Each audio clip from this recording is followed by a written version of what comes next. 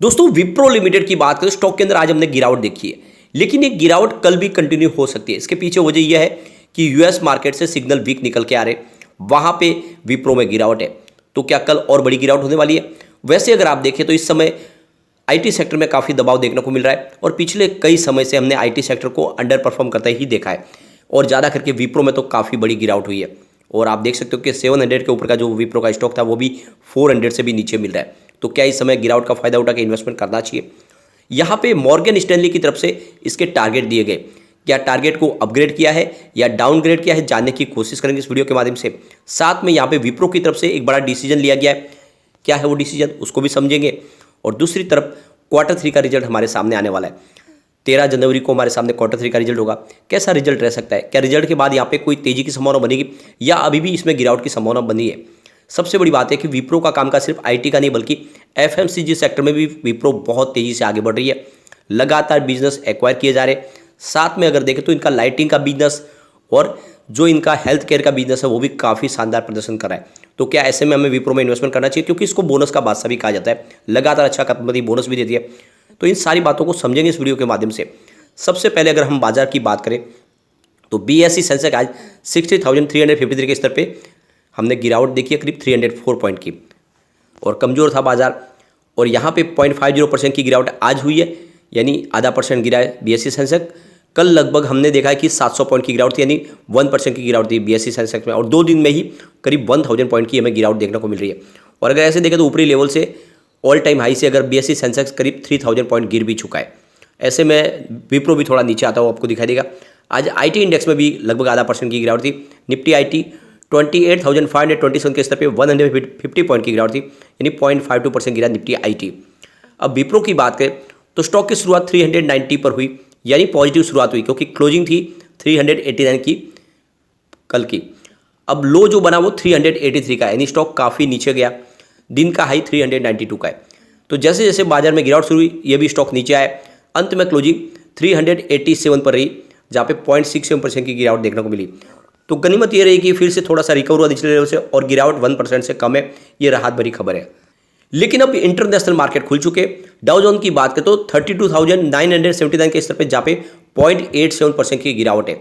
तो गिरावट काफ़ी ज़्यादा दिख रही है और मुझे लग रहा है ये गिरावट और बढ़ सकती है। S&P 500 की बात करें तो 3,821 के स्तर पे 0.82% की गिरावट है।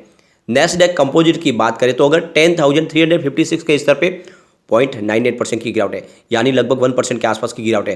तो गिरावट काफ़ी बड़ी है, जो इशारा कर रही है कि आने वाले समय इसमें और गिरावट बढ़ सकती है और फिर कल हमारे बाजार में फिर से एक पैनिक सेलिंग शुरू हो सकती है। पिछले 2 दिन से तो हमारे बाजार वैसे ही गिर रहा है। अब विप्रो लिमिटेड की बात करें तो जो इसका विप्रो यूएस मार्केट में भी लिस्ट हुआ है, आपको पता ही है। तो इसका विप्रो एडीआर की बात करें तो $4.62 के प्राइस की प्राइस है अभी, जहाँ पे हमें देखने को मिल रहा है कि 1.49% की गिरावट है, यानी लगभग 1.5% गिरा है विप्रो। और इस हिसाब से कल हमें बाजार में गिरावट देखने को मिल सकती है। वैसे पिछले एक साल में देखें तो 51% ऑलरेडी गिर चुका है। $9.51 के आसपास प्राइस थी एक साल पहले। तो काफ़ी ज़्यादा यहाँ पे गिरावट हो चुकी है। अब यहाँ पे विप्रो को लेकर मॉर्गन स्टैनली की तरफ से विप्रो की टारगेट दी गई है, जो इन्होंने 375 इंडियन रुपीज़ की टारगेट रखी है।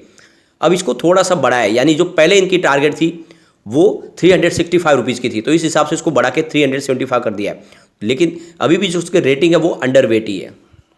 तो फिलहाल मॉर्गन स्टैनली की तरफ से इसमें प्राइस और नीचे जाने की संभावना है, क्योंकि उनकी जो टारगेट है वो नीचे की तरफ है। अभी स्टॉक फिलहाल 387 के आसपास है, उनके हिसाब से इसका टारगेट 375 का। तो यहाँ पे वैसे भी देखें तो जितने ग्लोबल ब्रोकरेज हाउस वो फिलहाल आईटी शेयर के ऊपर भरोसा नहीं कर रहे, उनके हिसाब से गिरावट और होगी। और इसके पीछे वजह भी है, क्योंकि जितने भी आईटी शेयर है वो सारा का सारा इनका कारोबार ग्लोबल मार्केट में भी है, जिसमें यूएस मार्केट भी है, यूरोपियन मार्केट भी है, और वहाँ पे बहुत सारी प्रॉब्लम चल रही है। यूएस में इन्फ्लेशन का प्रॉब्लम है और यूरोपियन कंट्रीज़ में देखें तो वहाँ पर भी ग्लोबल जियोपॉलिटिकल टेंशन चल रही है। तो इन सब की वजह से इनका बाजार काफ़ी ज़्यादा इफेक्ट कर रहा है और इस वजह से ये प्राइस, लेकिन इंडिया के बाजार में काफ़ी यहाँ पे शानदार प्रदर्शन कर रहा है, क्योंकि आईटी इंडेक्स के लिए भी इस समय वातावरण तो यहाँ पे तो ठीक है इंडिया में। दूसरी तरफ इनके जो दूसरे बिजनेस है वो भी काफ़ी अच्छा करे। तो डेफिनेटली आने वाले समय विप्रो में हमें तेजी देखने को मिल सकती है और काफ़ी ज़्यादा स्टॉक करेक्ट हो चुका है, तो यहाँ पे अब ज़्यादा गिरावट की संभावना मुझे नहीं दिख रही।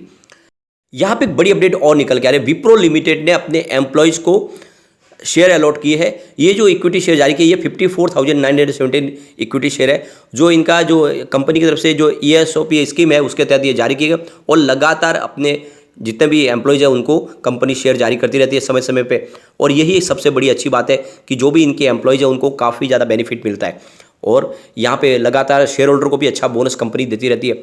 अब कंपनी अपना रिजल्ट भी डिक्लेयर करने जा रही है। डेट इन्होंने रखी है 12 से 13 तारीख, 2 दिन इनकी मीटिंग होगी और 13 तारीख को हमारे सामने रिजल्ट होगा। रिजल्ट में इस बार थोड़ी सी कमी रह सकती है इंटरनेशनल रीजन की वजह से, लेकिन इंडिया के बाजार में काफ़ी अच्छा है, तो कुल मिला के एवरेज रिजल्ट रह सकता है। लेकिन उसके बावजूद भी यहाँ पे सबसे बड़ी बात यह है कि कंपनी का पिछले सालों का देखिए प्रदर्शन काफ़ी अच्छा रहा है, और इस हिसाब से देखें तो आने वाले समय डेफिनेटली विप्रो अच्छा करता हुआ दिखाई देगी, क्योंकि विप्रो अपने यहाँ पे अपने मैनेजमेंट को पूरा बदल चुका है। इसके अलावा बहुत सारी नई कंपनियाँ एक्वायर की जा रही है, और एफएमसीजी सेक्टर में भी तेज़ी से आगे कंपनी बढ़ रही है। तो ये जो सारी बातें हैं ये इशारा करेंगे विप्रो में हमें इन्वेस्टमेंट करना चाहिए लॉन्ग टर्म का नजरिया लेके। अगर आप इसके रिवेन्यू को देखोगे तो 2022 सबसे शानदार है इनका। 2018 की बात करें तो इनका रिवेन्यू टोटल 54,487 करोड़ के आसपास था, जो लगातार बढ़ते हुए 2022 में 79,300 करोड़ को भी तक पहुंच गया। तो काफ़ी शानदार तरीके से रिवेन्यू बढ़ता हुआ दिखाई देगा। इसके अलावा कंपनी के प्रॉफिट को देखें तो 2018 में इनका 8,002 करोड़ का जो प्रॉफिट था वो 2022 में बढ़ के 12,237 करोड़ तक पहुंच गया, और लगातार ग्राफ बढ़ रहा है, नहीं हर साल आपको प्रॉफिट बढ़ता हुआ दिखाई देगा। ये बात अलग है कि पिछले हमें 1-2 क्वार्टर से थोड़ी सी आईटी सेक्टर में काफ़ी ज़्यादा निराशा देखने को मिल रही है। इस बार आंकड़े थोड़े से मुझे लग रहा है कि सुधरते हुए दिखाई दे सकते हैं। यहाँ पे जो सबसे अच्छी बात है कि हमारे इंडिया के जो बड़े फंड हाउस है वो पूरा भरोसा करें विप्रो पे और जम के खरीदारी भी करें। यहाँ पे देख सकते हो सितंबर 2021 में उनकी होल्डिंग 2.06% थी, जो दिसंबर में उन्होंने बढ़ा के 2.77% कर लिया। मार्च क्वार्टर में ये होल्डिंग 3.25% तक आ गई, और जून क्वार्टर में 3.46% तक आ गई। लेकिन सितंबर में तो जम के खरीदारी की गई, यानी सीधी होल्डिंग 10.26% तक पहुंच गई, और ये इशारा है कि यहाँ पे आने वाले समय विप्रो में एक तेजी का दौर शुरू होगा, और इसीलिए हमारे बड़े फंड हाउस विप्रो में अच्छा निवेश कर रहे हैं। ऐसे में आपको भी बिना डरे विप्रो में इन्वेस्टमेंट करना चाहिए, और लगातार कंपनी अच्छा डिविडेंड तो आपको देती है, समय समय बोनस भी देती है, और बिजनेस काफ़ी शानदार है। और आने वाले समय में जिस तरह से मैनेजमेंट में बदलाव हो चुका है, नए एक्विजिशन हो चुके, रिजल्ट भी सुधरेंगे और आपको काफ़ी अच्छा रिटर्न भी देखने को मिलेगा। मुझे लगता है आईटी का ये सबसे शानदार स्टॉक है जिसमें आपको दाव लगाना चाहिए। यहाँ पे देख सकते हो कम्युनिटी सेंटिमेंट स्टॉक के साथ बना हुआ है। 97% बाई की कॉल है, 3% सेल की कॉल है। इसका मतलब 100 में से 97% लोग इसको लेना पसंद करें। अब एक बार हम इसके पीवोट लेवल को चेक करते हैं। यहाँ से अगर गिरावट होती है तो 386 का फर्स्ट सपोर्ट है, ये टूटा तो स्टॉक 383 तक जा सकता है, और ज़्यादा गिरावट हुई तो फिर 377 तक जाने की संभावना बनेगी। पॉजिटिव माहौल बना तो आप देख सकते हो 395 का फर्स्ट रेजिस्टेंस है, इसको पार करते स्टॉक 400 तक चला जाएगा, और जैसे ही 400 को पार हुआ तो आपको तीसरा रेजिस्टेंस 404 का देखने को मिलेगा। मुझे लगता है 400 के ऊपर जाते ही इसमें तेजी की शुरुआत हो सकती है, और आपको डरना नहीं है। स्टॉक ऑलरेडी पहले 400 पे गया था। अब आपको ये ध्यान में रखना कि सेंसेक्स भी ऑल टाइम हाई से 3000 पॉइंट नीचे है, तो थोड़ी गिरावट तो यहाँ पे जरूर होगी, लेकिन कल बाजार में हमें विप्रो में और थोड़ी गिरावट देखने को मिल सकती है। तो डिप में आपको खरीदारी का मौका तलाशना चाहिए। लेकिन फ्रेंड, कोई भी इन्वेस्टमेंट करने से पहले अपने फाइनेंशियल एडवाइजर के बारे में ले ले, या अपना खुद का रिसर्च करें, क्योंकि मैंने वीडियो आपके एजुकेशनल पर्पज के लिए ही बनाया। वीडियो पसंद आए तो लाइक से जरूर कीजिए और चैनल को सब्सक्राइब कर दीजिए। Thank you friend.